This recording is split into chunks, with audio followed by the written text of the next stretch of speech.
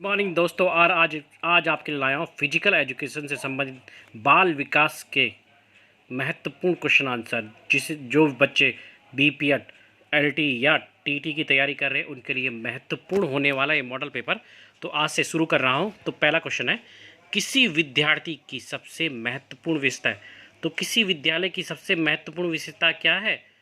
उसकी महत्वपूर्ण विशेषताओं की सीधे कोई आंसर पे जाते हैं तो इसका आंसर होगा डी, आज्ञाकारिता। यानी कि आज्ञाकारिता किसी विद्यार्थी की सबसे महत्वपूर्ण विशेषता, इसका आंसर होगा डी। नेक्स्ट है, आप किसी कक्षा में पाठ पढ़ाते हैं और एक विद्यार्थी विषय से असंबंधित एक प्रश्न पूछते हैं, यानी तो आप क्या करेंगे? असंबंधित से, यानी कि आप किसी कक्षा में पाठ पढ़ाते हैं और एक विद्यार्थी विषय से असंबंधित एक प्रश्न पूछता है, तो आप क्या करेंगे? तो इसका आंसर होगा इसका आंसर होगा डी, कक्षा के बाद प्रश्न का उत्तर। यानी कि जब कक्षा स्थगित हो जाएगी तो उसके बाद उस प्रश्न का उत्तर देंगे। नेक्स्ट है, एक सामान्य 12 वर्ष की आयु के बच्चे में सबसे अधिक होना संभव है। एक सामान्य 12 वर्ष के बच्चे की आयु में सबसे अधिक होना संभव है। तो क्या संभव है? समकक्षी के अनुमोदन, यानी कि समकक्षी के अनुमोदन के लिए बेचैनी। जो समकक्षी के अनुमोदन के लिए बेचैनी, इसका राइट आंसर होगा डी। नेक्स्ट है, विद्यालय से विद्यार्थियों के भाग जाने के कारण क्या है? जो विद्यालय में अगर विद्यार्थी भाग जाए तो उसका कारण पूछ रहा है, तो इसका राइट आंसर होगा डी, समस्या के प्रति शिक्षकों की निर्दय अभिवृत्ति। यानी कि समस्या के प्रति शिक्षकों की निर्दय अभिवृत्ति, तो राइट आंसर होगा डी। ये सारे क्वेश्चन टीटी के लिए बहुत ही ज़्यादा महत्वपूर्ण है। और फिजिकल एजुकेशन से, विद्यालय में श्रम की स्फूर्ति का विकास करने के लिए क्या करते हैं? तो इसका राइट आंसर होगा सी, समय समय पर विद्यार्थियों को श्रम करने का अवसर देना पड़ेगा। यानी कि समय समय पर विद्यार्थियों को श्रम करने का अवसर देना पड़ेगा। राइट आंसर होगा सी। बाल विकास की परिभाषा का अध्ययन क्षेत्र, जो बाल विकास के अध्ययन का क्षेत्र क्या है? तो राइट आंसर होगा डी, किसी बच्चे के संज्ञानात्मक, सामाजिक तथा सामर्थ्यों के कार्मिक विकास के लिए उत्तरदायी होगा। तो इसका राइट आंसर होगा डी, किसी बच्चे के संज्ञानात्मक, सामाजिक सामर्थ्यों के कार्मिक विकास के लिए उत्तरदायी होगा। राइट आंसर होगा डी। नेक्स्ट है, प्राथमिक शिक्षक के लिए बाल मनोविज्ञान का ज्ञान आवश्यक है, क्योंकि जो बेसिक शिक्षक होते हैं उसके लिए बाल मनोविज्ञान क्यों आवश्यकता, ये पूछ रहा है। तो इसका राइट आंसर होगा डी, यह बच्चे के व्यवहार को समझने में शिक्षकों की सहायता करता है। जो प्राथमिक विद्यालय का टीचर होते हैं उनका ये होता है कि उनको बच्चे के व्यवहार को समझना पड़ता है, और ये उनके लिए शिक्षक के लिए सहायता प्रदान के लिए आगे के लिए प्रदान करें। मानवीय मूल्यों से प्राकृतिक में सर्वत्रिक है के विकास का अर्थ है। जो मानवीय मूल्य होते हैं जो प्राकृतिक में सर्वत्रिक है के विकास का अर्थ है, इसका अर्थ है अभिव्यक्ति। इसका राइट आंसर होगा डी। नेक्स्ट है, अपने विद्यार्थियों को समझाने के लिए एक शिक्षक में अच्छी जानकारी होनी चाहिए। अपने, यानी कि जो उनके बच्चे हैं, विद्यार्थियों को समझाने के लिए शिक्षक को अच्छी जानकारी होनी चाहिए। किसके अंदर? उपयुक्त सभी की, यानी कि इसका राइट आंसर होगा डी, बाल मनोविज्ञान की अच्छी जानकारी होनी चाहिए, बच्चों को समझने की प्रवृत्ति होनी चाहिए, विषय वस्तु के प्रति विद्यार्थियों को मत की, यानी कि इसका राइट आंसर होगा डी, उपयुक्त सभी की।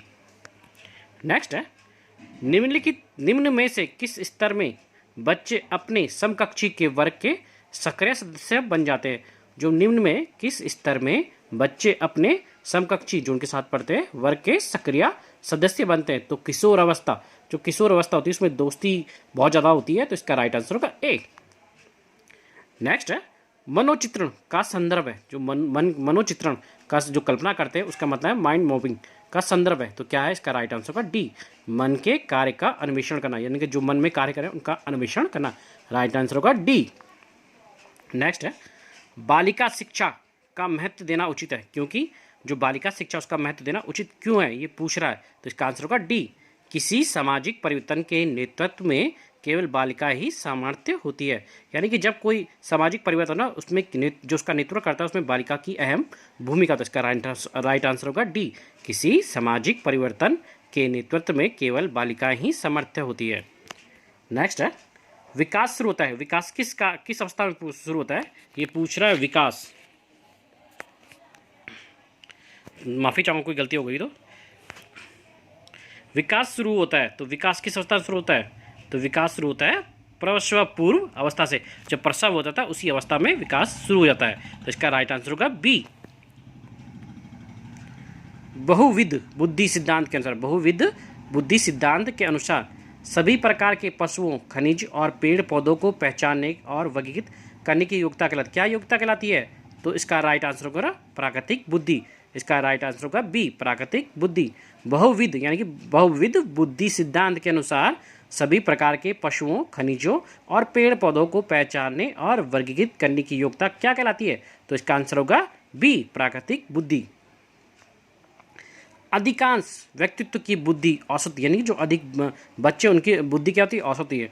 बहुत कम लोग पृथ्वी संपन्न होते हैं और बहुत कम व्यक्ति मंद बुद्धि के होते हैं। तो यह कथन के प्रतिस्थापिक सिद्धांत पर आधारित, किस सिद्धांत पर आधारित है? तो ये होता है बुद्धि के वितरण। इसका राइट आंसर होगा डी, बी। इसका राइट आंसर होगा बी, बुद्धि के वितरण। जो बुद्धि का वितरण होता है वो इसका राइट आंसर होगा। नेक्स्ट है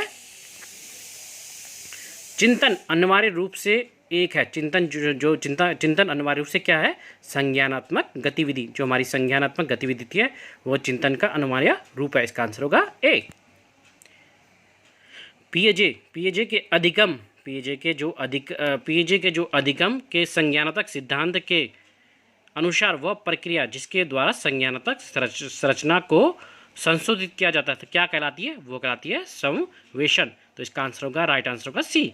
पिएजे के अधिगम के संज्ञानात्मक सिद्धांत के अनुसार वह प्रक्रिया जिसके द्वारा संज्ञानात्मक संरचना को संशोधित किया जाता है, क्या कहलाती है?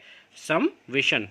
नेक्स्ट है एक शिक्षिका अपने शिक्षार्थियों को सदैव इस रूप से सहायता करती है कि वे एक विषय क्षेत्र से प्राप्त ज्ञान को दूसरे विषय क्षेत्र के ज्ञान के साथ जोड़ सके। इससे डॉट डॉट को बढ़ावा मिलता है। क्या बढ़ावा मिलता है? तो ज्ञान के सह संबंध एवं अंतरण, यानी कि सह संबंध को। इसका राइट आंसर का बी, ज्ञान के सह संबंध और अंतरण।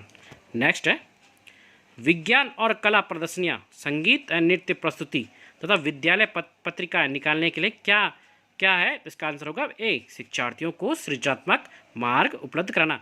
जब हम विज्ञान या कला प्रदर्शनी, संगीत या नृत्य प्रस्तुत तो विद्यालय पत्रिका निकालते हैं तो उससे विद्यार्थियों में सृजनात्मक मार्ग उपलब्ध होता है, यानी कि शिक्षार्थियों का अच्छे मार्ग में उपलब्ध होता है। इसका राइट आंसर होगा ए, शिक्षार्थियों को सृजनात्मक मार्ग उपलब्ध कराना। नेक्स्ट है कोलारबर्ग के अनुसार सही और गलत प्रश्नों के बारे में निर्णय लेने में शामिल चिंतन प्रक्रिया क्या कहलाती है? तो इसका आंसर होगा नैतिक तर्कण। इसका राइट आंसर होगा बी।